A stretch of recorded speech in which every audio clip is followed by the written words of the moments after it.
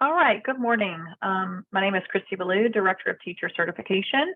Welcome to the July 17th version of the Certification Monthly Call. Excuse me. We don't have a whole lot of brand new information from the June call. However, there was a lot of information in the June call. So we're going to kind of take you through those items again. For those of you that were on the June call, this may be a little bit of a repeat of information, but it was a lot of information. And so we just figured it would be best to go ahead and provide it again. We will provide an update again in August because as mentioned on June's call, there will be some policy proposed to Bessie in August to align with some of the legislation.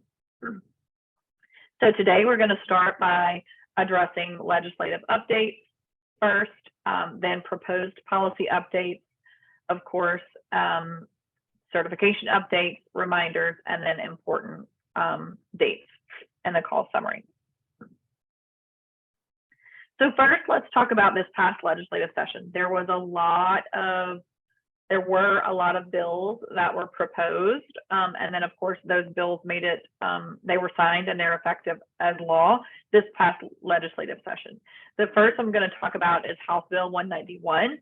It was from Jefferson, and it was signed as Act 63. What it does is it updates the literacy requirements for specific, for traditionally prepared and alternately prepared teacher candidates. So prior to this update, basically the law indicated that for traditionally prepared teacher candidates, they had to complete the semester hours of literacy. And then alternately prepared candidates could use semester hours, contact hours, teaching and reading exam. They had a whole host of options. What Act 63 did was it aligned those requirements for both traditional and alternately prepared teacher candidates. So now all teacher candidates have the same options, no matter how they're prepared. The second thing it did was it addressed the use of successful evaluation in a variety of settings. For those of you that have been around for a little while, you know that historically, if you served in non-public or public, when you transitioned from one to the other, you had to be issued a whole other certificate because we couldn't use the evaluations from one setting to advance or renew the certificate in another setting. This particular act has changed all of that, and it will allow a whole host of scenarios for us to accept those evaluations. So if a teacher candidate is an out-of-state teacher candidate and they have 3 years of successful evaluations, they can be credited for their years out of state. Of course, that was something that was not changed, but it is something that is allowable. If they were in state, of course, it's going to allow successful non-public evaluations to be credited for their years. And so we will essentially be able to mix evaluation types. We're basically going to look at the evaluation type that was used and appropriate for the setting in which the educator was in. So essentially, if they were in the non-public setting, we would look for a local personnel evaluation. If they're in the public setting, we would look for a compass evaluation. And so that's going to allow us to mix evaluation types and prevent educators from having to maintain multiple certificates whenever they choose the environment that's best for them and their family. It also incorporated the use of evaluations, successful evaluations, for those educators who are not necessarily employed by a public school system, but they might be contracted to that public school system through a particular company. It does identify that the company needs to be approved by Bessie. Bessie's going to define the rules and the processes for both the approvals of those, we call them third-party entities, and of course, what the requirements will be for evaluation and all of that. The next one was Senate Bill 81 for McMath, Act 99. This is known as the Associate Teacher Pathway. This will allow a school system to hire an individual that has an associate's degree from an accredited college or university that is also continuously enrolled in an undergraduate teacher preparation program to be teacher of record. Of course, they have to be enrolled in teacher prep for the purpose of obtaining that bachelor's degree. They do have to be at least 25. They can't participate in this program for more than 5 years. They can only be employed to teach in the content area that is related to their associate's degree. They will not be able to teach in special education classes. The hours that are spent as teacher of record will count towards the student teaching hours. There is a restriction that while they're enrolled and in this program, they cannot be paid more than 75% of the average yearly salary for that employing school system. They do have to have a mentor. It is subject to funding according to the law, and they have to participate in weekly teacher evaluation, collaborations, and they have to have a clear CBC. Now, again, this is one tool in the toolbox for school systems to use. We will be bringing policy, and I'll talk about that in a little bit. We'll be bringing policy, a little bit of policy to update or to align with this in August.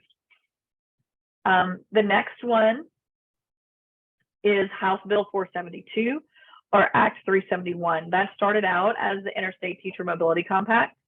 However, it kind of stalled due to some comments in committee. And so Representative Mincy substituted it with a military and military spouse provision to kind of save the bill. And so it passed in this manner. What it does is it allows us at LDOE to grant a 5-year certification to active military or military spouses if they're serving in Louisiana. We do have to determine that eligibility for this certification. It must be made within 20 days of receipt of a complete application. So because of that, we'll be creating like a military spouse or military option for that OS so that they can be identified as military, of course, so that we can expedite those particular applications as needed.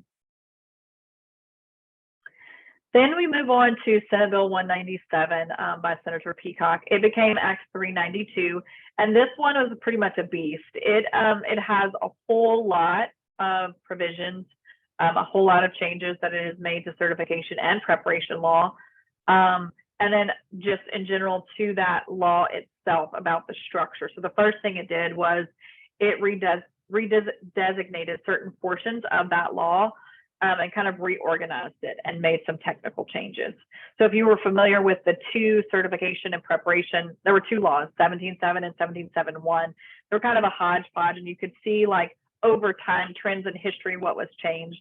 It just kind of went on from one particular edition to the other. There was no real organization. And so this particular bill or law now actually redesignates and reorganizes that those laws around certification and preparation.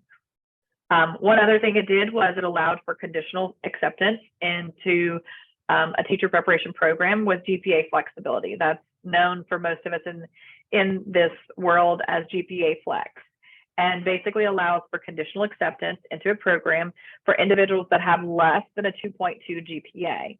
Now, there are some restrictions. They do have to obtain a 3.0 GPA for the first 12 credit hours in their program, or they have to demonstrate mastery of the competencies once they complete it if it's a program that does not award credit hours. In having conversations with our legal office, because this law was signed on July 14th or June 14th. I'm sorry, June 14th. So it's in effect already, but we do have to promulgate rule around it. And so in conversations with our legal department, they mentioned that a teacher preparation program could provisionally admit those candidates until BESI adopts that particular policy to align. And we do propose to bring it in August. Some other things that were included in this law as well were about the prescribed number of semester hours of literacy or teaching of reading. It also aligned the two options for traditional and alternately prepared candidates. It did remove the limit of 3 hours for secondary candidates for the teaching of reading or for the literacy requirements. It also indicates that a candidate shall complete 180 hours of actual teaching and a substantial portion of those hours on an all-day basis.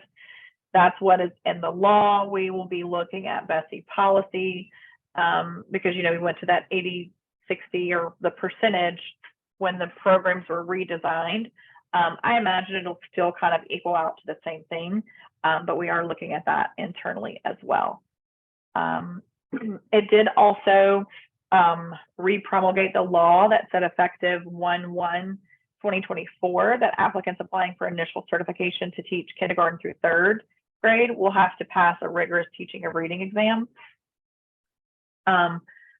So it did put that or restructure or put that into place. Again, that was something that was passed last year. We will be providing some updates around that as well in regards to policy. 197 or Act 392 also spoke to out-of-state candidates and how they have to have the 3 years of out-of-state experience prior to Louisiana teacher certification in order to have exam exemption.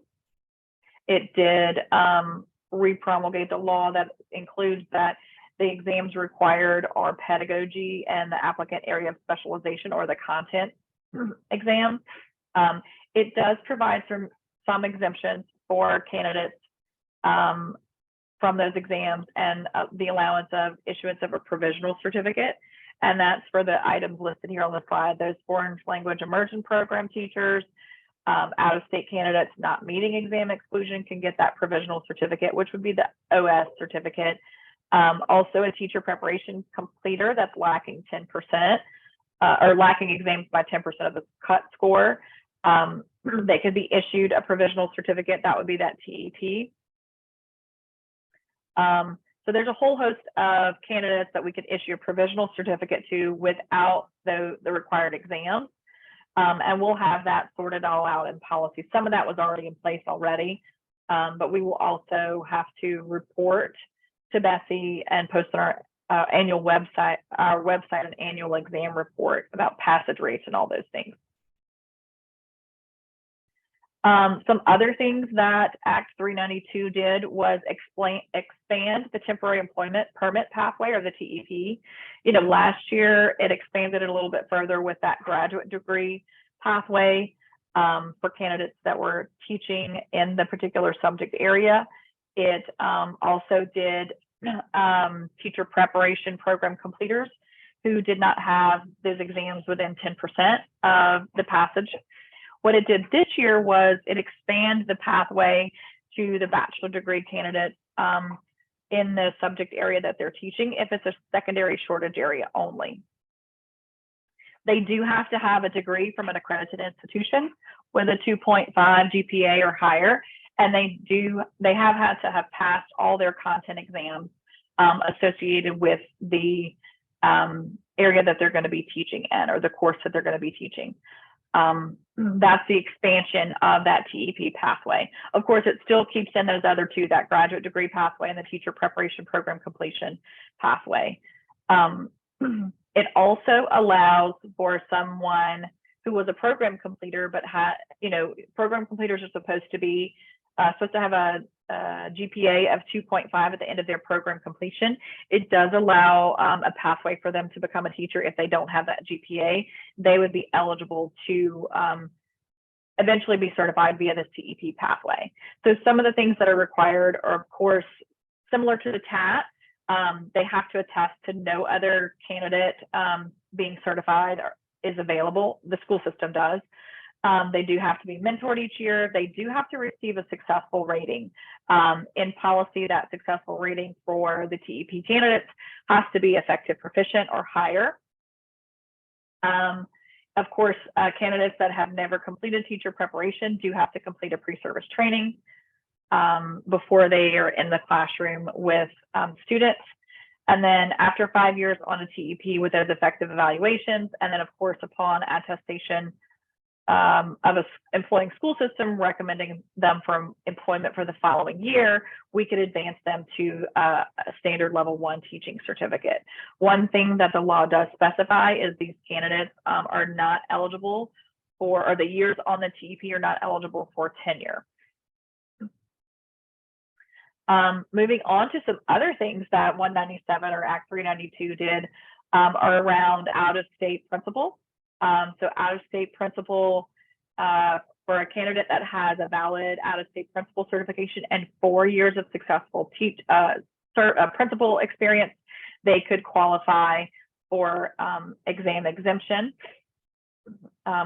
What they did this year was similar to what we did last year with the out-of-state teaching experience.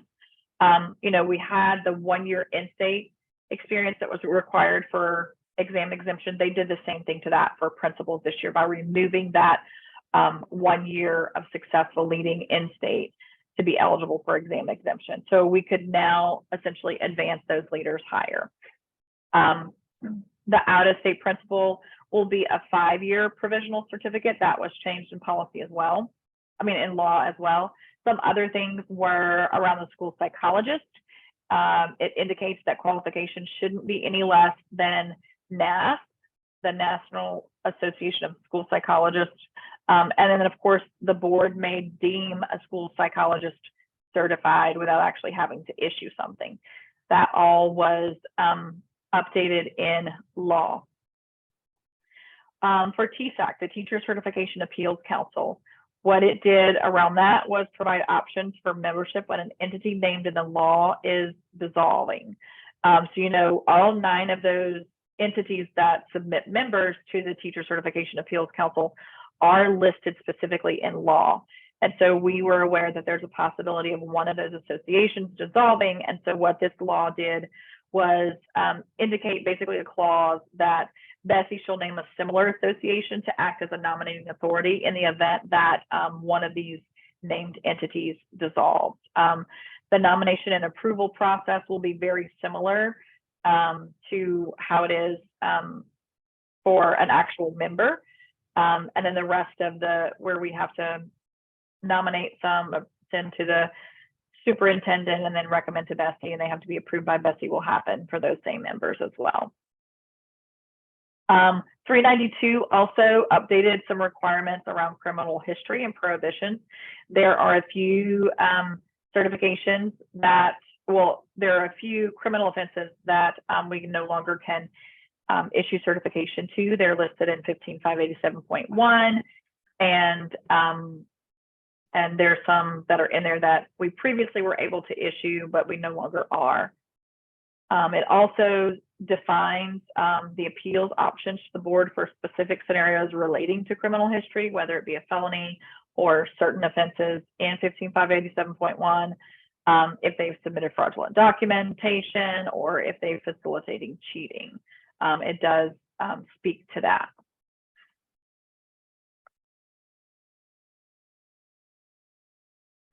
It also provides a sort of, I guess you'd call it, grandfather clause for those individuals who were issued a credential that was allowed in law prior to this change. And so if they either were issued a credential or they had an appeal pending prior to July 1st of this year, with those specific prohibited offenses, it allows for what we would call a grandfather clause to allow them to maintain certification. Some other things that it did around criminal history reporting was beginning January 1st of 2025, an applicant for initial certification will be required to undergo a criminal background check for certification purposes. In the meantime, the LDOE will check wrapbacks for anybody that is already certified when an educator tries to advance or renew or otherwise modify their credential.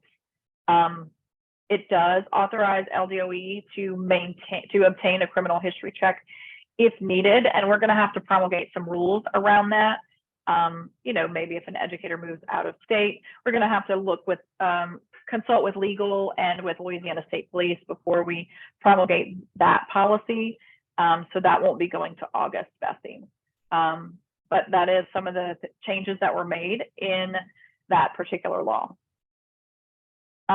Some other things that were included is that an educator or an administrator or anybody that's credentialed must notify not only their employer, but the LDOE of any felonies convictions or of any convictions of 15587.1 offenses within 2 business days. Of course, that's excluding, weekends. But that was something that was updated in the law as well. So as you can see, Act 392 did a whole lot because we're still continuing on about Act 392. Basically, it speaks to the board revoking an educator's credential for certain convictions listed in 15581, 587.1, or any felony offense. It also requires that we will notify the last known school that employed the person whenever we're revoking that credential. We try to do that anyway. So it just ensures that we do that. We're also going to make available on our website the identities of anybody that has been denied, suspended, or revoked for one of the following things: the felony convictions or convictions of offenses in 15587.1, for anybody who's submitted fraudulent documentation to the board or the department, and for anybody who's been found to have facilitating cheating on a state assessment. That is already available. We just made the tweak to allow visibility for denials for those purposes. That's where you would go to teachlouisiana.net and look up the person by their name, or if you're an HR person or preparation provider, you would look them up by social security number, and you could see their certification record. It will state whether it's been denied, suspended, or revoked. Now, you won't know why, but it will be for one of these 3 things. And so, you can take your action accordingly. Christy, this is Paula. One thing I wanted to interject with that slide, if I may, is that those offenses, as you listed, include those which may have been expunged. There seems to be a lot of questions coming in regarding expunged convictions, not expunged arrests, but expunged convictions. Those are treated as if, whether they're expunged or not, they occurred, and we are obligated by policy and law to take action on those. That is correct. Thank you for that. Yes, to her point, expunged convictions are still considered for suspension, revocation, or denial. One new thing that changed in Act 392 is that it also updated the employment law, and in regards to criminal history reporting, an employing school system is no longer required to get a CBC for an applicant that has a teaching credential issued by us, unless it's been denied, suspended, or revoked. So as a school system, you can determine whether the fact that an individual holds a credential issued by us, you can make the determination that they don't have a conviction of a criminal offense that would prevent them from being employed in your school system. We do recommend, of course, always consulting with your legal counsel regarding that. But the law did open that up to say that a school system is no longer required. However, they are allowed to do so. If they so choose. Sometimes there may be convictions for other things that are not listed in the prohibited convictions that you may not want this particular person on your campus for anyway, according to your school climate or what have you. That would be up to you all. Again, that's only for the credentialed individuals. If they've not been denied, suspended, or revoked. You still have to, as a school system, you're still required to do a criminal history check on anyone that's employed on your campus, unless they're credentialed under this particular provision. That law went into effect, I believe it was signed on June 14th of this year. Again, it speaks to an administrator or teacher or other school employee must notify of a final conviction or no contest plea to any criminal offense except for like traffic offenses to the employer and to LDOE within 2 business days. The other big thing that it did around criminal history was it repealed the requirement for issuance of a teaching authorization. So, in 2018, there was legislation that was passed that required teaching authorizations to be issued by LDOE. And basically what it was verification of a cleared background check. And so this repeals that requirement. So you no longer have to submit those. And in fact, any that are in queue, we've been providing language accordingly.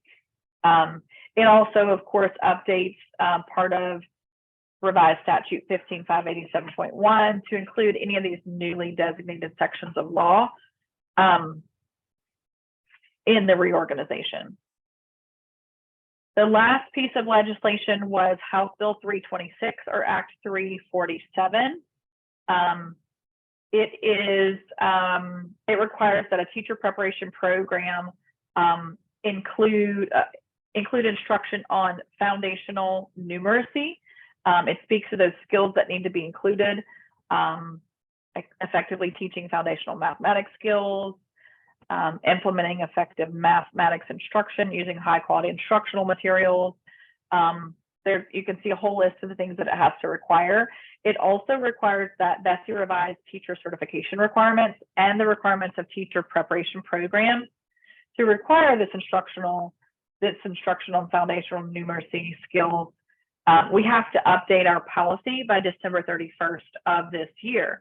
Now, we do expect that when we update policy, it will have a future effective date, of course, to allow for teacher preparation program providers to update their programs. And so we do anticipate that it will be a future effective date. All right, that was a lot about legislation. So I'm going to pause for just a second and take a look at any questions that we have in the chat to see if anybody has anything that needs to be answered. If you do have any additional questions, please feel free to unmute. We'll be happy to take those questions. Looks like there was an ask for the deck to be posted. It was linked in the chat. It will be posted on our authenticated site on Teach later this afternoon. And then, of course, we're going to send it to our communications team to also post it on Louisiana Believe in our appropriate school improvement library section. So Act 392, when is it in effect for the CBC? So that's kind of a loaded question. Depends on if you're talking about the CBC that's required for certification for initial completers. That the effective date that the law was signed was June 14th. CBCs for certification, for initial certification, go into effect January 1st of 2025. However, right now, we are still checking RATBACs, and then we're going to be promulgating rule around when it would be necessary for us to request them outside of that particular deadline or any other things for existing educators. There's a question to clarify. If a teacher is credentialed, there is no CBC or TA. If the teacher is not credentialed, like in a charter school, the CBC and TA still stands. Looks like that's coming from B. Mitchell. Can you please unmute and clarify a little bit more verbally, please?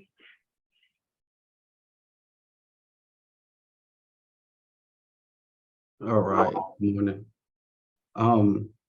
To clarify, if a candidate has a traditional certification, a CBC is no longer required for them as of right now.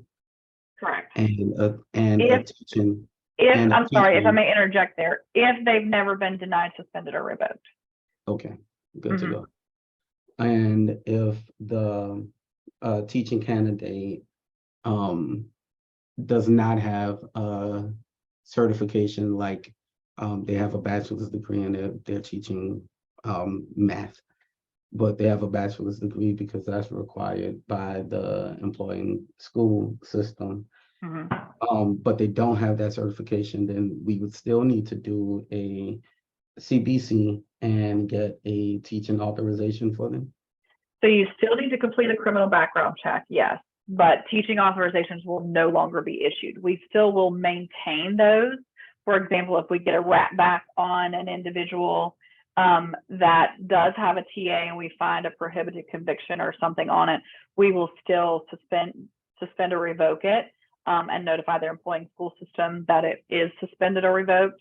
But we're just not taking those away from anyone, and we're no longer issuing those any longer. But the CBC will be required, the TA would not be. Okay, so is there a mechanism in which we have to report the CBC to Department of Education, because as I understand it, the TA was the process in which we would report that we have completed a CBC on a candidate. That was the process. That is no longer required in law. And as far as I'm aware, if you're in a charter school, you still report your personnel in EdLink 360 or PEP or whatever it is called these days. But as far as I'm aware, there's no mechanism by which you indicate to us that you have completed this CBC. Roger, thank you. Good to go. You're quite welcome. Any other questions? Of course, as far as the notification is concerned around those convictions, we have our online portal for folks, like if they're notifying us of their convictions, that can be done through sending an email at certification@la.gov or using the Ask a Question feature in the online portal. HR, you can contact us in the normal ways that you do as well, keeping in mind that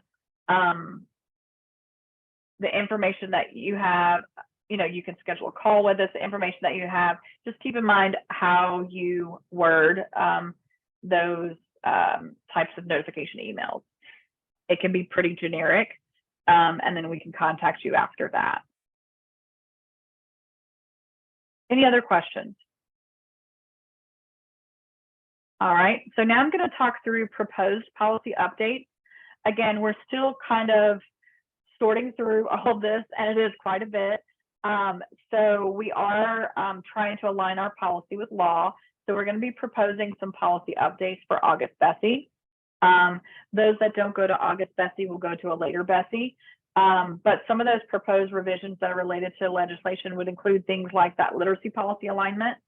Of course, the GPA flexibility so that candidates can both enroll in teacher preparation and be issued a certificate around that. We are also going to be proposing the language for the TEP expansion, that bachelor's degree option, of course, for those shortage areas, the piece about if the GPA is not met or if the out-of-state exams are not met. We also plan to bring policy around what we're calling that third-party vendor or the non-public evaluation and evaluation mixing change that occurred in law. Of course, we're also going to bring policy around the TA removal, the military certificate update, and then the associate's degree option. The associate's degree option is just going to go in Bulletin 741 for now until we sort through all of the details for later on that will affect preparation and standard certification. So those will be done in 741 to allow school systems to hire and to provide some guidance around that. But the information for preparation and certification will come later. We are going to try and bring a few other pieces of policy, things that would maybe streamline policy or update it or accommodate a stakeholder request. Some of those items include reinstatement criteria. We're going to try and move to effectiveness instead of reinstatement with hours, semester hours of coursework. Of course, we're looking at the evaluation and experience requirements for military spouse experience. This mixing of evaluation types will, of course, affect non-public certification and the certifications that they're eligible for. So it's likely going to bleed over into that policy as well. And then, of course, some technical edits. Again, there's a whole lot of changes that were made this legislative session. And so we're going to bring some in August and some other policy will be brought at a later time. All right, so from here, I'm going to turn it over to my colleague, Paula Bell, for certification updates. Good morning. The first thing on our agenda here regarding those updates includes the literacy policies. At the June Bessie, policy was adopted specifically around the mild moderate literacy requirement for certification. So that update included a future effective date for the add-on policy to align with program requirements, 24-25 program requirements for those mild moderate special education areas where it requires 9 semester hours of literacy coursework. As Christy previously mentioned, the teaching authorization, that TA, as of June 14th, 2023, per Act 392 of the 2023 legislative session, we are no longer issuing those. TAs that have already been issued are still valid for that employment. They're listed on the TA for the place of employment that is listed on the TA. And we will continue to monitor any wrapbacks that we may receive on an educator holding a TA, and we'll take action accordingly. The OFAT, you may have already noticed this in the processing of your OFATs, but effective July 1st, these will be valid for a year from the date issued. We appreciated your feedback. We received feedback regarding this, and currently or previously, the OFATs were valid for a school session, so July 1st to June 30th, which sometimes was retroactive back to the beginning of a school year, and it reduced the actual time the teacher candidate had to complete the OFAT requirements. So we've changed that for a year from the date issued. The TAT processing update, again, after stakeholder feedback, we have updated the processing procedures for the TAT. That's that temporary authority to teach. They are currently issued for a year, but previously we had not been allowed to change the TAT area. Since the TAT is a workforce shortage certificate, effective July 1st, at the time of renewal or extension, we are allowing the certification area and or the employing school system, the LEA, to be changed. You sign that application attesting to that workforce shortage when you apply. 3 years is still the maximum amount of time a person can serve on any TAT, no matter the area on the TAT or the employing school system. Every year on that TAT counts toward the maximum allowable 3 years. All right, we have a few little reminders here regarding certifications. So to contact us and to be able to communicate with us, we encourage you to submit a question through that online teacher certification portal, Teach LA Live.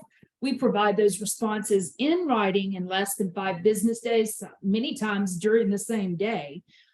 By doing this, it allows our team to be held accountable for those responses, provides transparency, and you can also refer to those historically using your online history button on the online portal, providing those details in your question.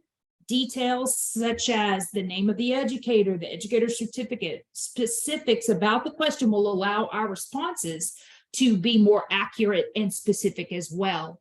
If there is a question that is that may warrant a conversation more so than an email through the portal, schedule an office hours appointment through your authenticated HR or program provider account.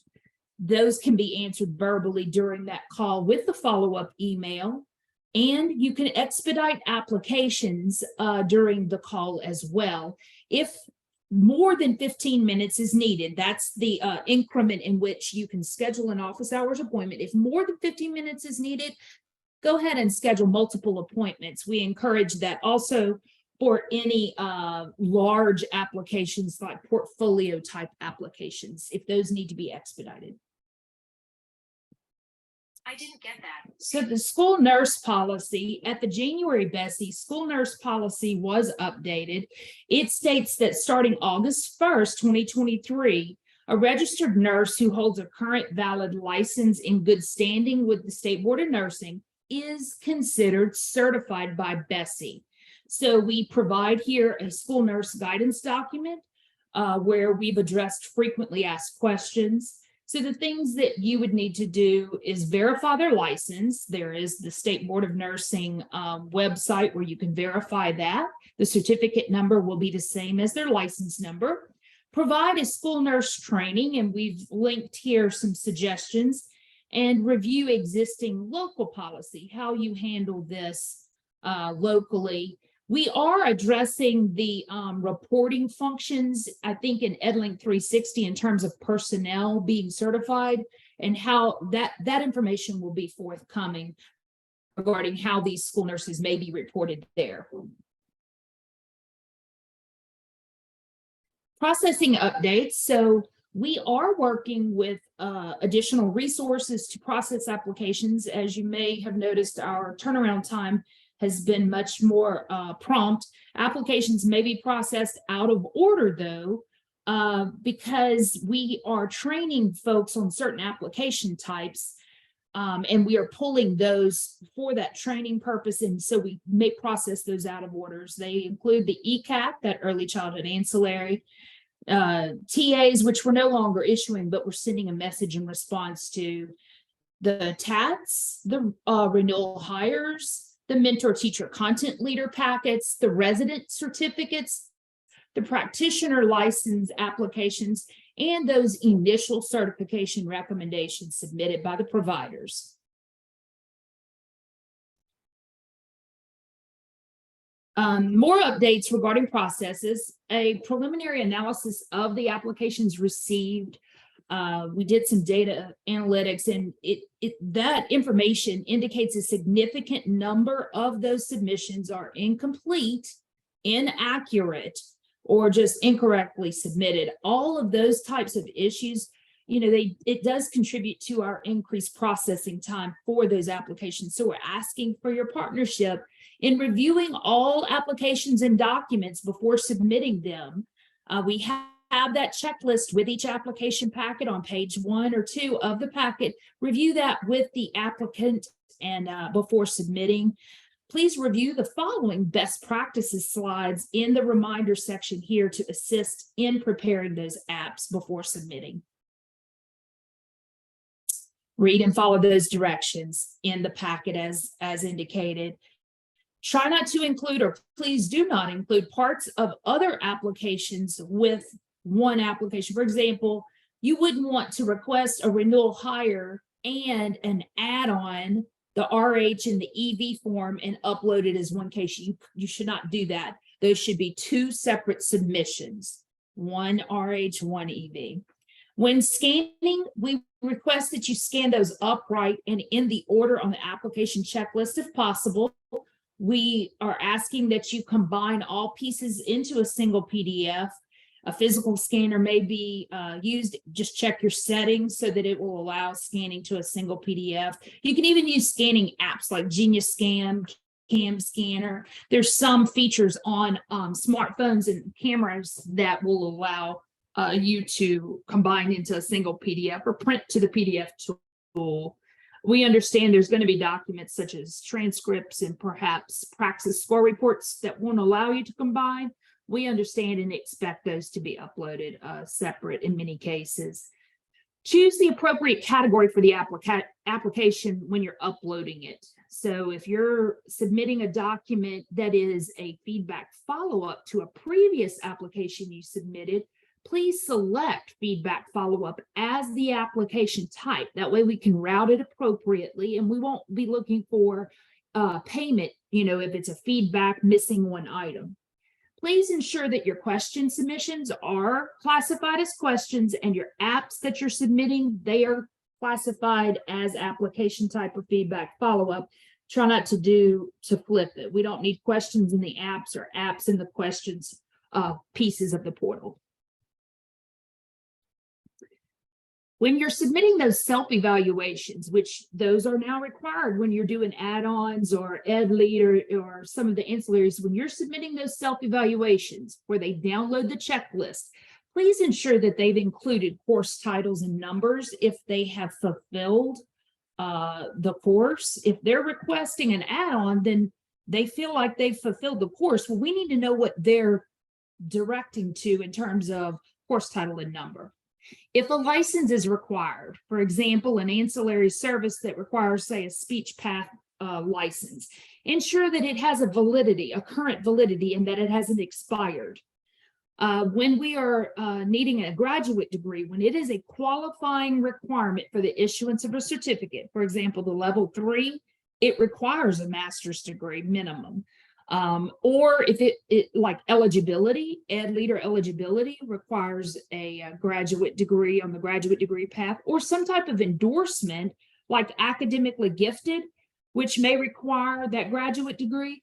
We're going to place that degree on the certificate at the same time that we're doing the add-on, the issuance, or that eligibility. So there's no need to apply to have the degree added separately or to pay an additional fee to have that degree placed on the certificate, because we're going to do it at the time that we are issuing the higher eligibility or endorsement. Please note, eligibility letters submitted for issuance of a certificate also require a picture ID and copy of the Social Security card as stated in that eligibility letter, so make sure that's included. All right, I'll turn it back over to Christy, and we are open for question and answers. If you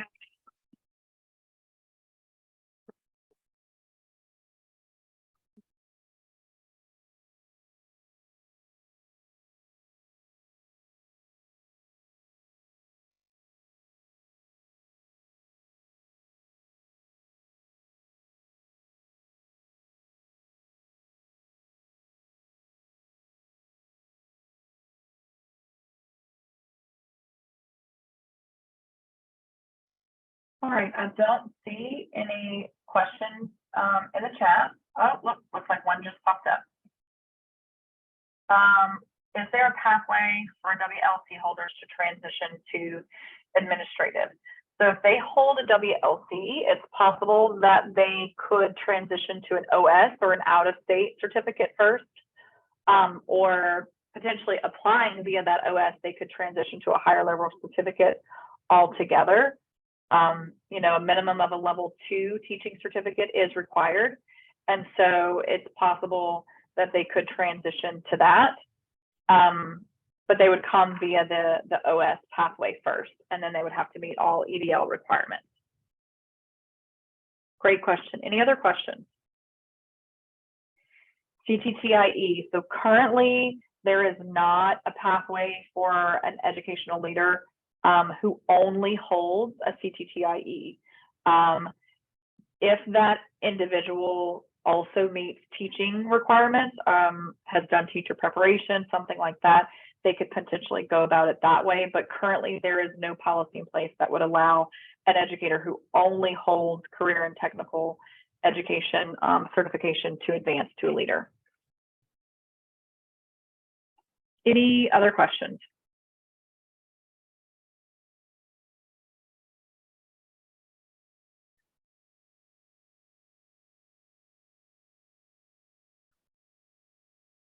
All right, looks like there are no more questions in the chat and no one has come off of mute. So we'll just go into our important dates. Non-public school council meeting is tomorrow. Early Childhood Care and Education Advisory Council is on Wednesday. SAC is the 27th.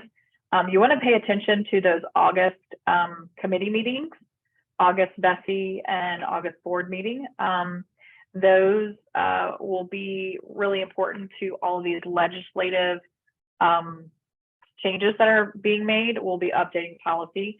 So if you will, you know, pay attention to that. We did move our monthly call to the Monday after that so that we could provide you an update on all of the BESI policy. So our certification monthly call is August 28th next month to accommodate the week of BESI meeting.